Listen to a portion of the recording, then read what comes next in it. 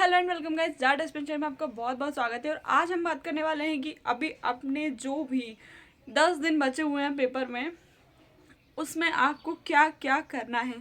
तो ऑनेस्टली मैं अपना बताने वाली हूँ कि मैं क्या करने वाली हूँ 10 दिन में। आई डोंट नो प्रीलिम्स निकलेगा नहीं निकलेगा, लेकिन अपना 100 to 100% बेस्ट देना बहुत ज़रूरी है, क्योंकि बाद में ये रिग्रेट ना रहे कि यार काश थोड़ा ऐसा पढ़ लिया होता वैसा पढ़ लिया होता।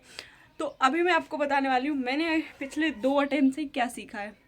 तो बेसिकली बात की जाए प्रीलिम्स के बारे में, तो स्टार्टिंग में तो भाई सभी पढ़ते हैं नॉर्मली जैसे पढ़ना होता है।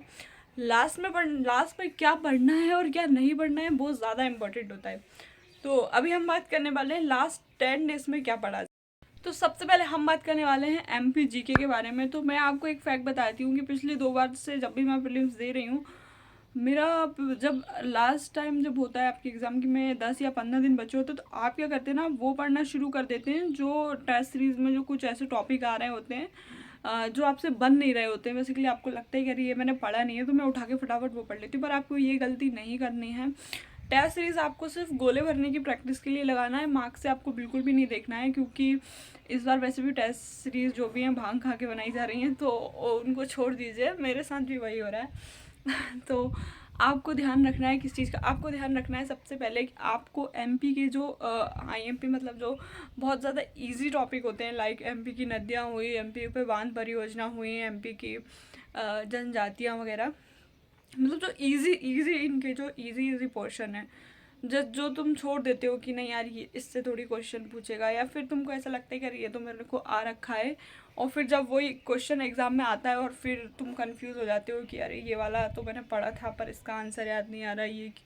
तो वो ऐसा इसलिए होता है कि हम इजी चीज़ों को ना स्किप कर देते हैं कि यार ये तो हमने पढ़ रखा है, इसको कर लेंगे वहाँ पे। जबकि ना एमपीपीएससी का पैटर्न ही यही है, वो 40 से 50 क्वेश्चन बिल्कुल बेसिक से पूछते हैं, और वही बेसिक में बच्चे मिस्टेक कर देते हैं। बाकी जो कुछ टफ क्वेश्चन आते हैं 20 से 25, वो तो सब उसमें तुक्का ही लगाते हैं, तो वो उसमें तुक्के चल जाएंगे, लेकिन जो बेसिक क्वेश्चन है वो गलत नहीं होने चाहिए। तो अभी 10 दिन में आप ध्यान दीजिए, आप ज़्यादा से ज़्यादा एमपी का पढ़िए, क्योंकि ज़्यादा से ज़्यादा क्वेश्चन एमपी के ही आते हैं और एमपी के ही गलत होते हैं। तो जितना ज़्यादा हो सकता है अपना एमपी से पढ़िए, एमपी का रिवीजन करिए। और जो न्यू रिपोर्ट अभी आई हुई हैं, वन सर्वेक्षण वाली, आर्थिक सर्वेक्षण वाली, वो सारी कंप्लीट कर लीजिए, उसके एमसीक्यू लगा लीजिए, क्योंकि वहाँ से क्वेश्चन आएगा। और एसडीजी अच्छे से पढ़ लीजिएगा, क्योंकि एसडी से भी एक क्वेश्चन छपना ही छपना है। और जो एमपी के प्रमुख साहित्यकार एवं उनकी कृतियाँ हैं, आपको वो भी सही से पढ़ लेना है, क्योंकि वहाँ से भी एक क्वेश्चन तो छपेगा, ये तो कंफर्म है। तो अच्छे से पढ़ लीजिएगा। और जनजातियों को थोड़ा डीपली पढ़ लीजिएगा, क्योंकि जनजातियों से थोड़ा डीप क्वेश्चन बनते हैं, क्योंकि वो यूनिट 10 पूरी की पूरी उसी पे बेस है। तो कुछ क्वेश्चन एक दो ऐसे फंसा देते हैं वो लोग, जिनमें जिनमें बच्चे उलझ जाते हैं। तो देखते हैं क्या होता है। सभी को बेस्ट ऑफ लक।